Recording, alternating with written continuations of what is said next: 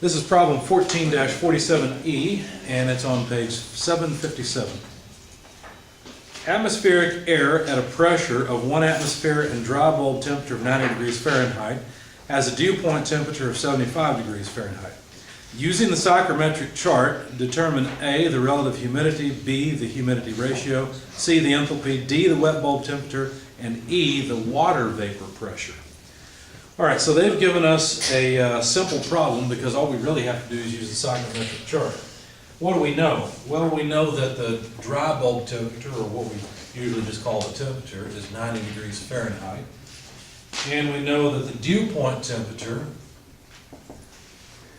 is 75 degrees Fahrenheit.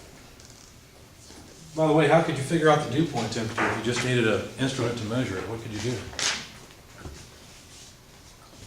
Just cool down a surface until you start seeing condensation on it, right? You could figure out the dew point temperature just by controlling the temperature of the item the water's condensing on.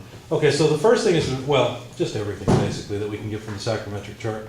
We're in English units, so let's go to the psychrometric chart for English units.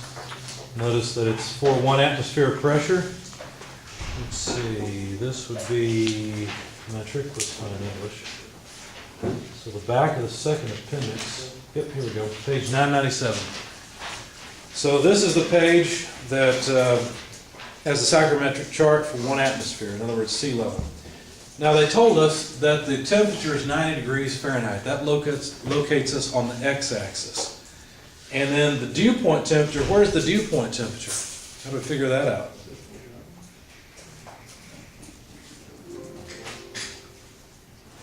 You see how they've essentially told us a vertical line by the normal temperature, and they've told us a horizontal line by the dew point temperature.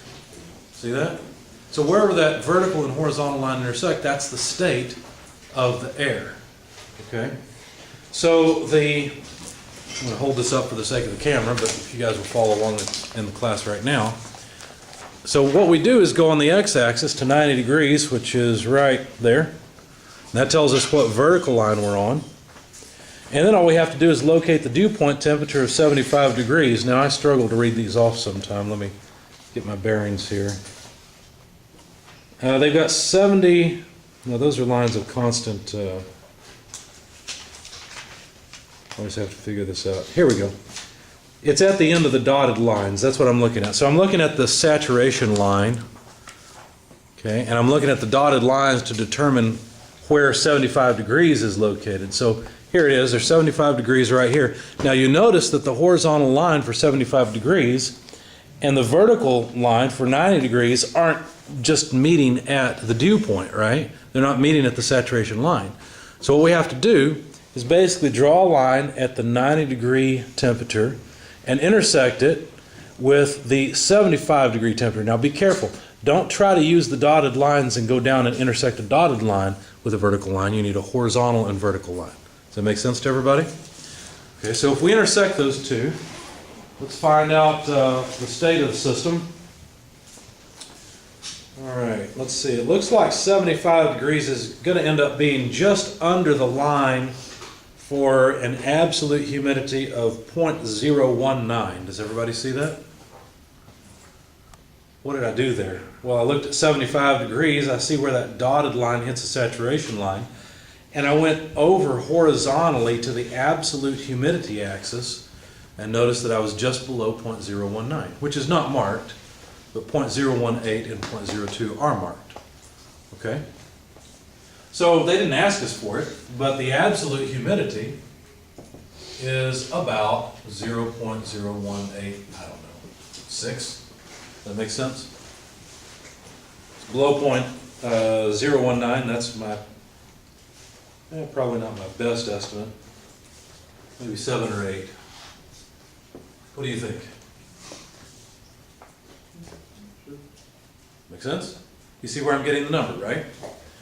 Okay, now the actual state that we're interested in is where the intersection of that horizontal line and vertical line are located. So the horizontal line just below 0.019 would intersect with 90 degrees. Looks like it's It's going to be a little bit above the curve for 60% humidity, but not really approaching the curve for 70% humidity. Does 72% humidity sound reasonable to you? Everybody see where I get it from? So we're looking at the vertical line that is 90 degrees, intersecting it with the dew point temperature, which is 75 degrees, wherever that state meets. It looks more like 62. Or 30. 62? 62. Did I mess up there? Let me see, 90. Oh, you're right. Did I say 72? Yeah. I'm sorry, 62. That's what I meant. Just a little bit above the 60% line. Yeah, so I agree. So the relative humidity, which they did ask us for, is about 60%. Now let's see, what else did they want? I've lost my place. Let me go back. They wanted the enthalpy. I remember that. So let's go ahead and grab the enthalpy while we're here.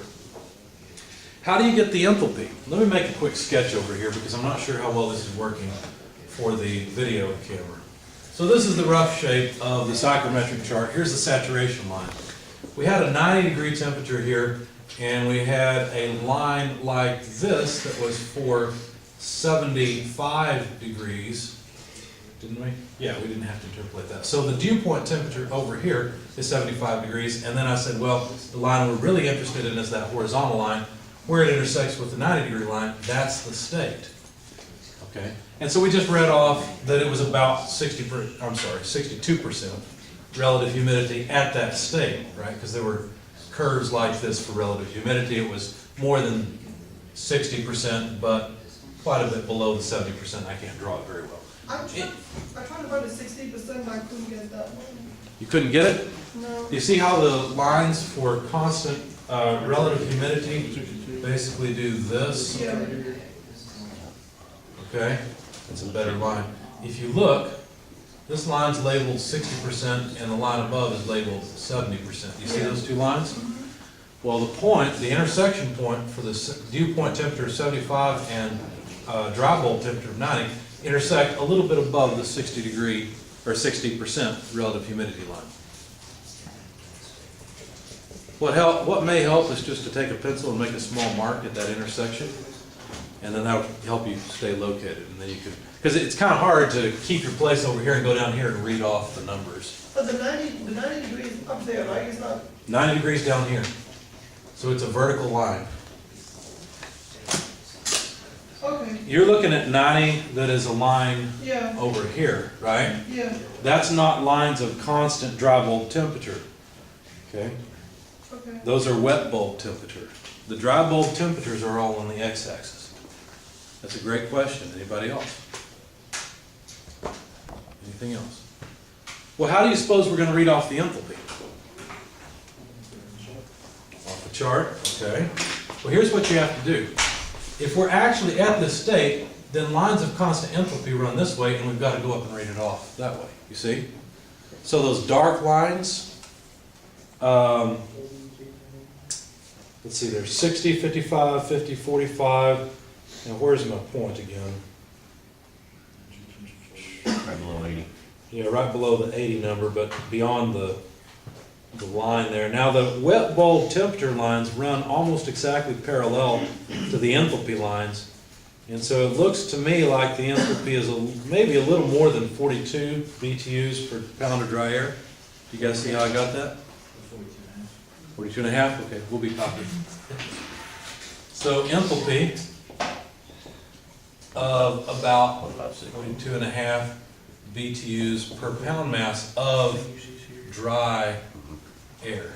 Okay, now remember, the enthalpy, that's this scale up here. Okay, all the lines that run this way, these are the enthalpy lines. Okay, so all we did is read it off those lines. So we just took this line here and brought it up to the enthalpy scale. Now let's see, what else did they want? Well, what else could we get? Pretty much anything we want, right? We could get the, what do they have listed here? I don't remember if they have density or do they have volume, cubic foot per pound dry. Yeah, they have specific volume. So we could get the specific volume. We could get the absolute humidity, which we did. We could get the wet bulb temperature.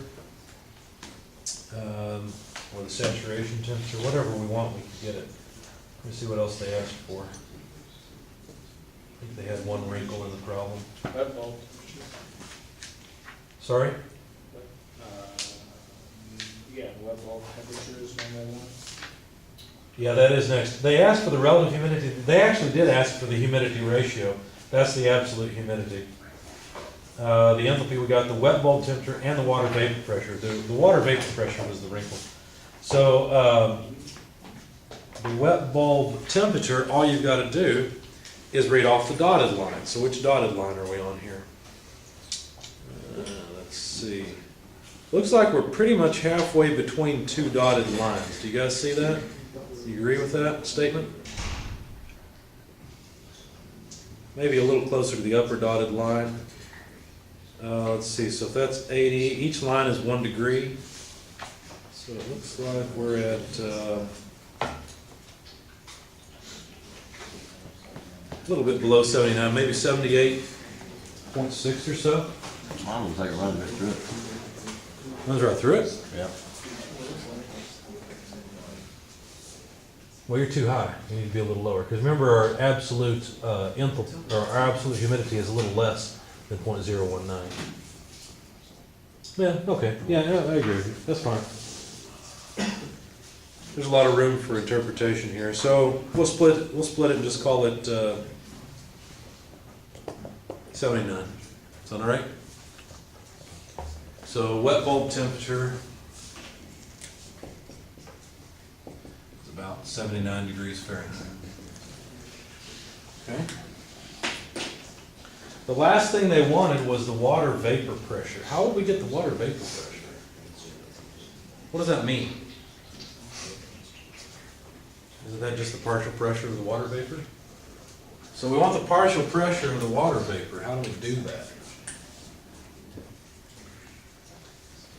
Well, the key is to remember that the relative humidity is the water vapor pressure divided by the saturation vapor pressure.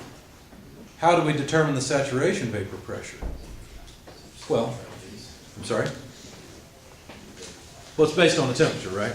And so all we really need to do is find this at 90 degrees Fahrenheit. It can actually become, it can start to become very confusing when you got three temperatures running around, right? The one we're used to, this dew point and this wet bulb temperature.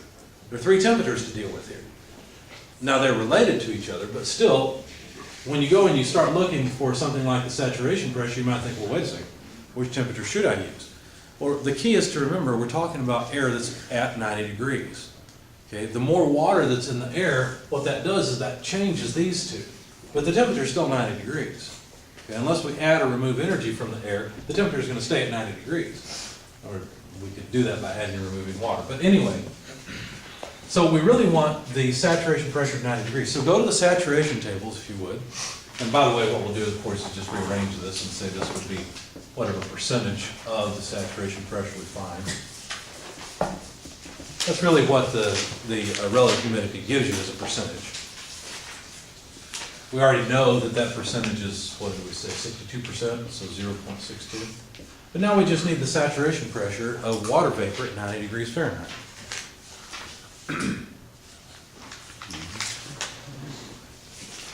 Like 69904.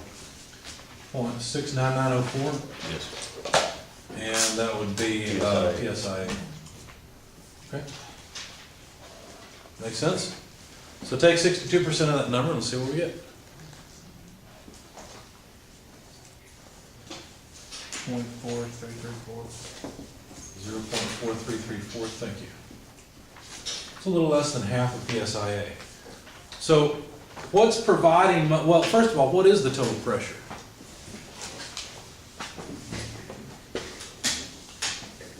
What's the total pressure in the system? Any idea?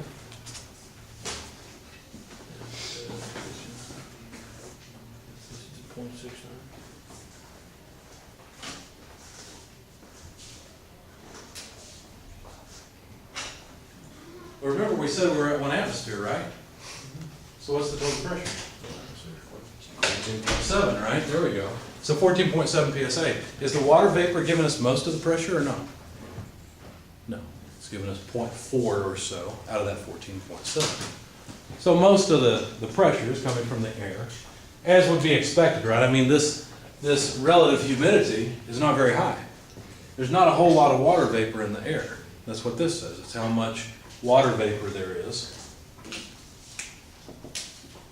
Mass of the water vapor divided by the mass, let's do it this way, mass of vapor, divided by the mass of dry air. Okay? Most of it is air, and so most of the pressure comes from it. Questions, comments? Anybody need help with the psychrometric chart? All right.